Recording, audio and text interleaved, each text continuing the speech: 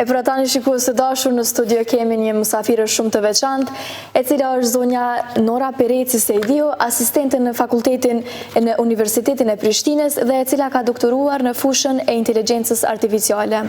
E kemi ftuar sot për të diskutuar temat e ndryshme dhe normal që temë aktuale dhe gjithmonë është aktuale inteligjenca artificiale në të gjithë jetesën tonë. Zonja Nora, faleminderit shumë që je sot këtu me ne. Faleminderit shumë për ftesën. Së pari për të gjithë shikuesit, çka është inteligjenca artificiale dhe si ka evoluar sot? Inteligjenca artificiale është një lëmi që nuk ka lindur sot. Domethënë daton prej viteve 50-ta, duke munduar të imitoj se si mendon ose si funksionon truri. Kështu që shkencëtarët në atë kohë janë munduar të krijojnë algoritme që imitojnë, domethënë, se si njerëzit mendojnë, në mënyrë që të krijojnë programe që ato në mënyrë të pavarur të marrin vendime. Arsyeja sepse kjo lëmi nuk është zhvilluar sa duhet, ose nuk e ka pas atë famën që e ka sot, është mungesa e danave. Këto dana ne sot i kemi në sasi shumë të madhe dhe këtë falë internetit në vitet 2000, gjë që ka qenë një risi edhe për kompanitë që janë marrë ose industrit në atë kohë. Kështu që inteligjenca artificiale është krejt çka mundemi me përmbledh, janë algoritme matematikore që punojnë me dhana, i analizojnë dhe në fund në nxjerrin një parashikim. Por sot kemi shumë këngë që po bëhen virale, që po bëhen me inteligjencë artificiale. Edhe ndoshta mund të themi që kjo po e rrezikon punën e shumë këngëtarëve, se sot që po bëhen shumë këngë të bukura edhe ashtu të ndëgjueshme sikur më konë reale. Çfarë mendimi keni për këto dhe si po bëhen këto faktikisht?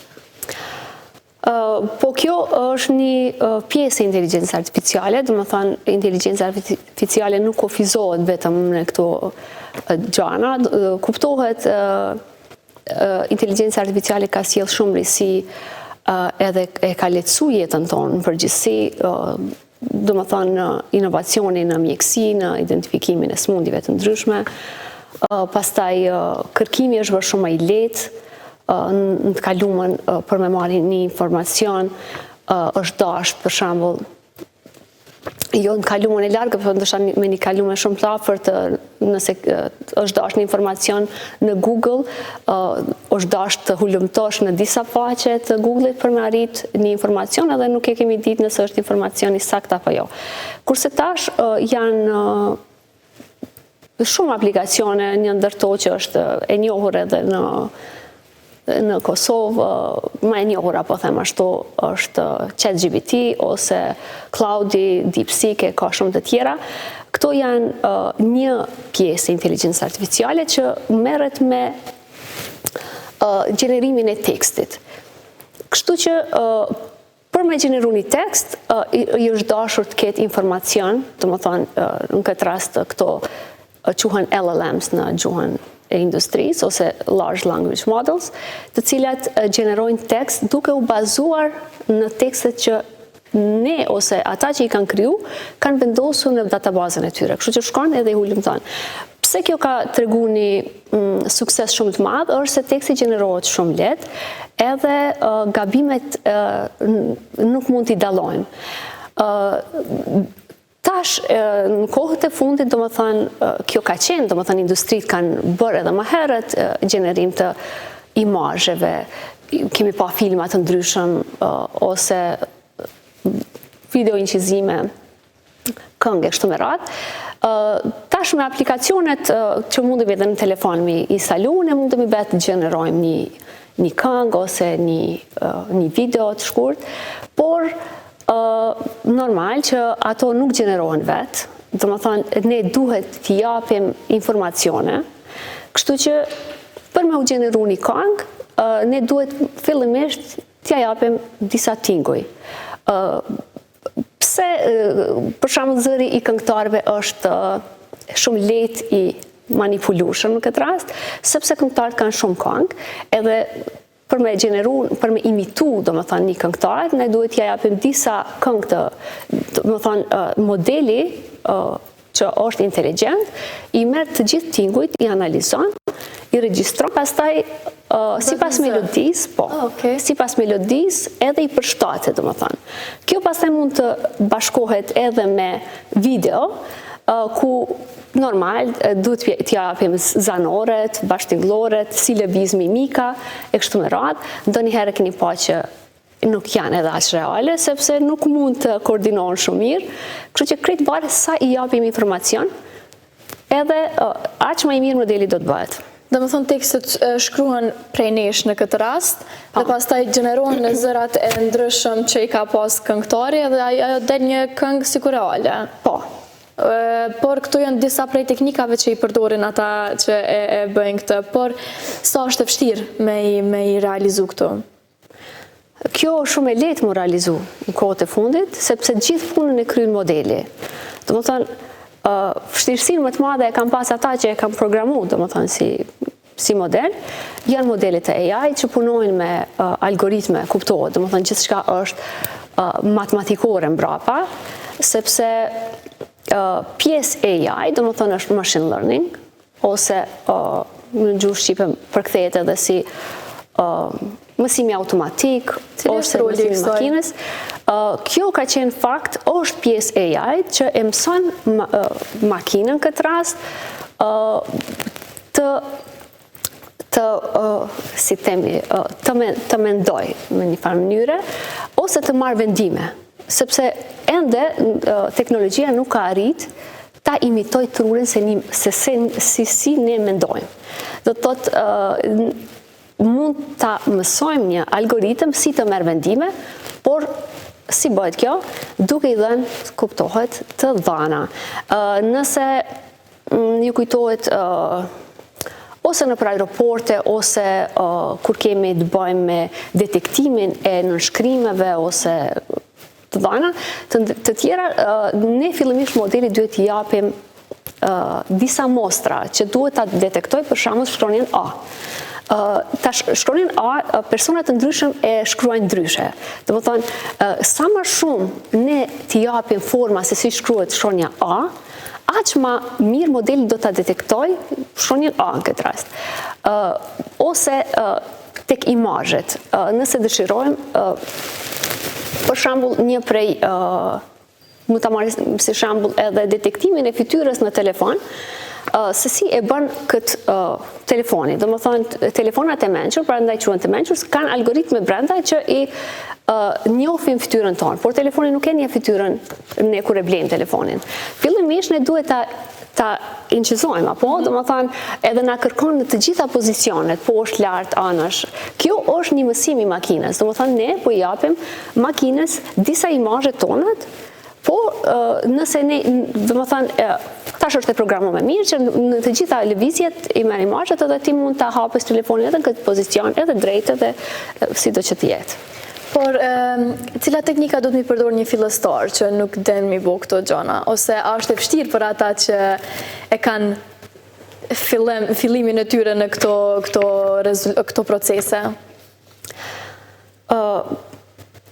Tani nuk është asgjë e vështirë, sepse i kemi modelet që na ndihmojnë. Do të thonë, për shembull, krejt çka duhet është një bazat në programim. Ne në Kosovë kemi shumë institucione që e promovojnë programimin. Një prej gjuhëve që përdoret më shumë, do të thonë, inteligjencën për inteligjencën artificiale është gjuha programuese Python, që ka marrë një bujë shumë të madhe kohëve të fundit, sepse është një gjuhë shumë e lehtë për të mësuar, po është e lehtë edhe për të programuar, por kryen shumë punë. Ka paketa të gatshme që të ndihmojnë për me apliku, edhe nëse nuk je ndonjë programer, po je një data scientist që dëshiron të merresh me analizën e danave. Do të thotë, mund shumë lehtë ti përshtatesh teknologjisë sot. Po cila janë ato rreziqet që ju e përmendët ashtu që pa të dhëna nuk mundet me ta gjeneru, veç nëse bëhet edhe pa të dhëna me ta gjeneru një diçka ose një fotografi ose një të dhënë tonde, ajo po që bëhet kogja e vështirë, por cilat janë ato rreziqet deepfake-ve, ndoshta falsifikimeve për shoqërinë tonë? Okej, rreziqet mund të them ndoshta më të prekurit janë të rinjt ose fëmijët, sepse qasja në internet është shumë e lehtë për ta. Mund të postojnë fotografi të tyre, domethënë kjo është një dhënë, një fotografi ose një dhëna personale, ku ta diun, ose edhe të vjetrit që nuk kanë shumë njohuri, të shpëndojnë të dhënat e tyre bankare ose diçka. Këto domethënë janë të dhëna që ne ndoshta ndonjëherë pa vedi mund t'i plasojmë në internet. Domethënë nuk ka rrezik nëse ne jemi të vetëdijshëm për çdo gjë që plasojmë në internet. Kështu që duhet të vetëdijsohemi si shoqëri. Domethënë teknologjia po ecë me hapa shumë të shpejt, por vetëdijsimi i popullatës, i trit janë pak më të vetëdijshëm këtë rast, po fëmijët domethënë edhe të moshuarit domethënë ende nuk e kanë dyshimin edhe besojnë çdo gjë që shohin në internet. Kështu që këto deepfake që po i përmendni ju, kanë edhe një anë pozitive, se tani domethënë e kanë ngritat vetdijen tek përdoruesit, sepse jo gjithçka mund të besohet. Kështu që shumë lehtë tash mund edhe ata ose atyre që ju montojnë ndonjë video, shumë lehtë mund të thonë që jo nuk është reale sepse është montazh, edhe mund të justifikohet shumë lehtë. Në kalumen ne kemi besu, për shembull, nëse ka qenë diçka e shkruar, ndoshta kemi dyshu, por kur kemi pasi video, jo se qenë ka dhe video, kështu që qenë ka e vërtet. Kështu që tash ka koha që as videove mos i besojmë. Kështu që nëse del një informacion, një lajm, një video, një diçka e tillë, çka do të bëjmë të hulumtojmë dhe shohim nëse është nga burimi i sakt apo jo. A kemi raste, ose a keni ju raste konkrete që janë keq përdorur të dhënat, qoftë personale apo sidoqoftë të identitetit apo cilit to? Jo, nuk njoh ndonjë rast për së afërmi, por jashtë për shembull bëhen shumë bullizime, sidomos te fëmijët. Ata janë më të prekurit në këtë rast, kur ka plasu një video ose një foto, ndoshta edhe familjarët e tyre, prindrit, se ndonjëherë për prindrit çdo foto e fëmijës është e bukur, por ndoshta për shoqërinë e tij është përdorur pastaj e kanë bullizuar, kanë bërë video me to është kështu me radhë. Kështu që duhet jemi shumë të vëmendshëm se çka postojmë, t'i mbrojmë fëmijët nga një ardhmë ndoshta shumë e afërt, se ata rriten shumë shpejt dhe mos bëhen pjesë e bullizimit, sepse tash është shumë e lehtë. Domethënë çdo person mund të gjenerojë video me AI dhe që duken po ashtu shumë të vërteta. Por a kemi ndonjë mënyrë që mund të dallojmë nëse nuk është reale? Se zakonisht videot aq po bëhen reale ose fotot, saqë është e vështirë me i dallu cila është reale dhe cila është me AI.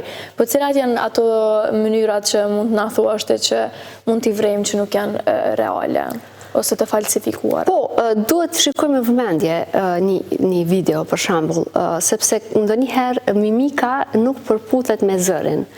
Lëvizja e buzëve ose ndriqimin pra pasken, hijet, këto janë disa prej gjanave që mund të dallohen. Unë thash që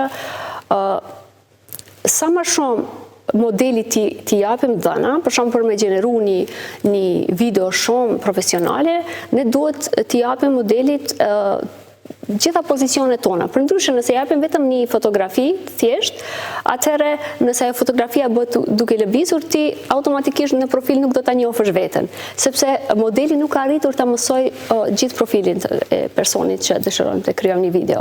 Kështu që nëse është gjeneruar një video për një person të tretë që nuk është prezent për shembull dhe dëshirojmë të bëjmë dëm ose ku ta di. Në këto raste mund të lehtë identifikohet sepse nuk kemi shumë imazhe të atij personit, kështu që nëse lëviz do ta vrejmë që është video fake. Por a duhet të ketë ligje më të forta në këtë fushë? Në fakt, kjo është ajo çfarë është duke u bërë. Bashkimi Evropian madje ka nxjerrë disa politika për mbrojtjen e dhënave. Domethënë, mbrojtja e dhënave personale është edhe në Kosovë, domethënë është ligji për mbrojtjen e dhënave personale. Kjo është ajo çfarë duhet të bëjmë dhe ajo çfarë duhet të fokusohemi edhe ne si individ, domethënë dhënat tona personale t'i mbrojmë me çdo kusht, jo gjithçka ta publikojmë në internet. Domethënë e shoh që janë vedisu, sidomos moshat e reja dhe moshat e mesme, dhe nuk plasojnë gjithçka në internet, kështu që krejt çka duhet është t'i mbrojmë dhënat tona personale, sepse këto modele ushqehen me informacione. Domethënë, gjithçka që ne I japim një modeli, ai bazohet në ato. Këta mund ta shihni shumë lehtë në rrjetet e juaja sociale. Asnjëri në hapësirën tonë nuk I kemi ose edhe reklamat ose sugjerimet që na jep modeli nuk I kemi të njëjta sepse preferencat tona dallojnë. Nëse ne shikojmë një video, një reklam, ndalemi pak më gjatë, automatikisht ne ja japim një informacion shtesë, aplikacionet që e përdorim si rrjet social, që ne jemi të interesuar për këtë dhe reklama tjera që do na vinë, do të jenë të ngjashme. Do të thotë modeli mëson ose sa gjatë ne rrimë një video, ose nëse thjesht kërkon diçka në internet, automatikisht kur kthehesh në rrjetet sociale ti do të shohësh çka ke kërkuar, do të shohësh informacione. Këto janë domethënë ato çfarë ne I japim modeleve, ata mësojnë prej neve. Domethënë edhe kur shikojmë, edhe kur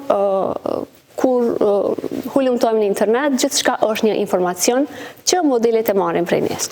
Cilat janë disa prej atyre këshillave që ti ja u kishe jep të gjithë atyre shikuesve dhe të gjithë qytetarëve që të mos mashtrohen prej videove jo reale, të cilat ndoshta dikon ndonjë video mund me prek, edhe pse nuk është e vërtetë? Këshilla ime është që jo gjithçka që shihni në internet është e vërtetë. Tash portalet e ndryshme bëjnë gjithçka për klikime, kështu që shikoni burimin e saktë. Nëse dëshironi një informacion, mos besoni gjithçka që shihni. Nëse dëshironi një informacion sakt, shkoni në burimet e sakta. Kemi media shumë serioze në Kosovë, që domethënë nuk publikojnë gjithçka pa u verifiku. Pa u verifiku mos beso. Kështu që thjesht disa I bëjnë për një klikim apo dy, po pastaj e humb kredibilitetin si portal ose si çka do qoftë. Po kur jemi te mediat, a mendon se po rrezikohet edhe kjo pjesë nga ana e inteligjencës artificiale?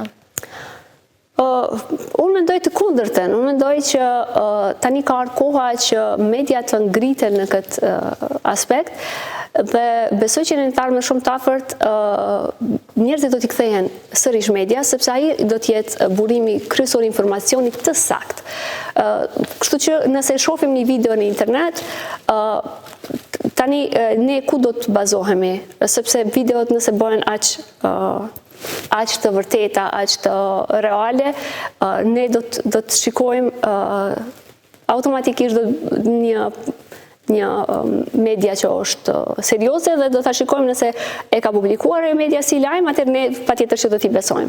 Kështu që gjithçka do të kthehet në normalitet dhe unë besoj që edhe njerëzit do të fillojnë ta duan më shumë origjinalen.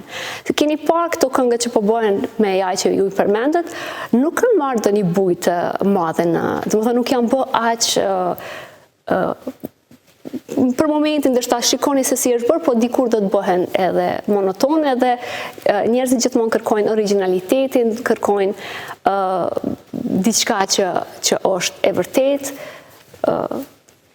Ne kemi pas në kalumen edhe muzikë me playback e kështu me radhë, dhe keni pa që nuk ka tash këngëtarët kanë fillu edhe të këndojnë live.